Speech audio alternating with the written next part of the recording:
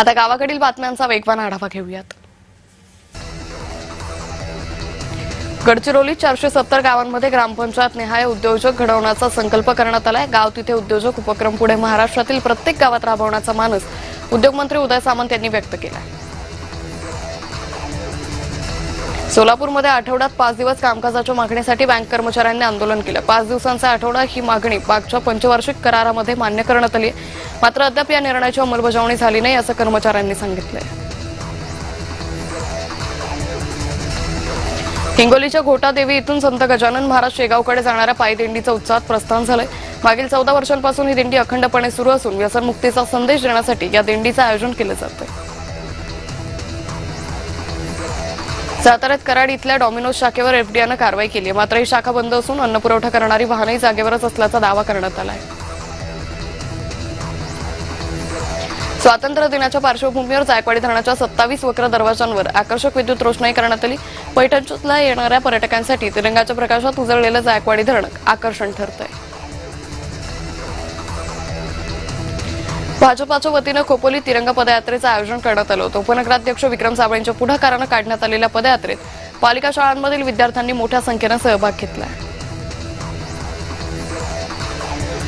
रायगड जिल्ह्यातील महाड एमआयडीसी मधील Birla opus colour कारखान्यानं कंपनीच्या नावाची पाटी मराठीत केली आहे। पूर्वी इंग्रजी भाषेत असलेल्या पाटीवर मनसेनं आक्षेप घेतला होता।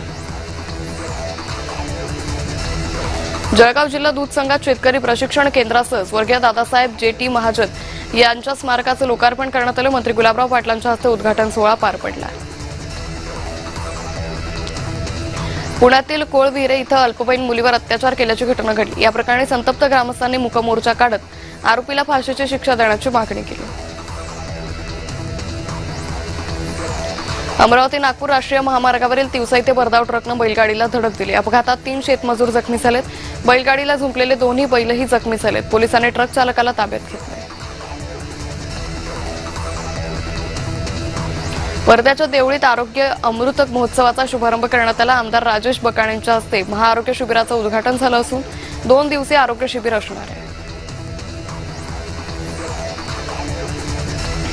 अमरावतीत रोगांच्या प्रादुर्भावामुळे संत्री उत्पादक शेतकऱ्यांचं अतोनात नुकसान झालंय। शेतकऱ्यांना न्याय मिळवून देण्यासाठी प्रहार संघटनेनं जिल्हाधिकारी कार्यालयात धडक देत विविध मागण्यांचं निवेदन सादर केलं। हिंगोलीच्या कळमनुरी तालुक्यात शक्तीपीठ महामार्गाला शेतकऱ्यांनी विरोध केलाय। शेतकऱ्यांच्या महामार्गाला तीव्र विरोध असल्याचा अहवाल वरिष्ठांना द्या अशी मागणी करत मोजणी न करताच महसूल पथकाला परत पाठवण्यात आलं।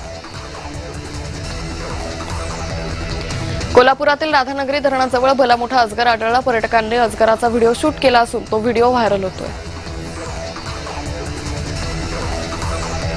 वाशिमच्या कारंजा शहरात भटक्या कुत्र्यांनी फळ विक्रेत्यावर हल्ला केला। ही घटना सीसीटीव्हीत चित्रित झाली आहे। जखमी फळ विक्रेत्यावर रुग्णालयात उपचार सुरू आहेत। वाशिममधील अकोला नाका परिसरात असलेले नगर परिषदेच्या टेम्पल गार्डनचं काम अनेक वर्षांपासून रखडलेलं होतं। त्या कामाला आता सुरुवात झाली असून नगर परिषदेच्या वतीनं मोठ्या वेगानं काम केलं जातंय।